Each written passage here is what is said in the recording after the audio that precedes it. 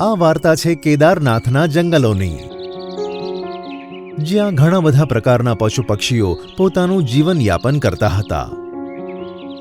તે જ જંગલમાં એક વિશાળ વૃક્ષ ઉપર સુરીલી ચકલી અને તેના બીજા સાથીઓ પણ રહેતા હતા.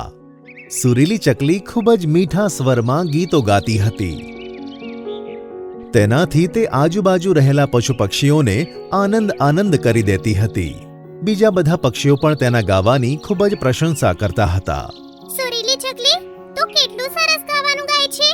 જો તારું ગાવાનું સાંભળવા માટે કેટલી બધી ભીડ જામી છે.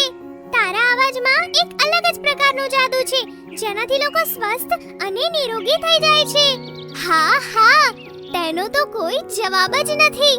તે ખૂબ જ મધુર સંગીત ગાય છે. એકવાર સુરીલી ચકલી જંગલમાં ફરવા માટે નીકળે છે. થોડીક વાર ઉડ્યા પછી તેને એક વૃક્ષ જોવા મળે છે. પછી તે જ વૃક્ષ પર જઈને તે બેસી જાય છે. તે જ વૃક્ષ પર ઉપરની ડાળી પર એક કાગડો બીમાર બનીને બેઠો હતો. તે એટલો બધો બીમાર હોય છે કે તે ઉડી પણ નહોતો શકતો. ત્યાં જ સુરીલી ચકલી કહે છે, આજે વાતાવરણ કેટલું સરસ છે. આટલું કહેતા જ તે ગીત ગાવા લાગે છે.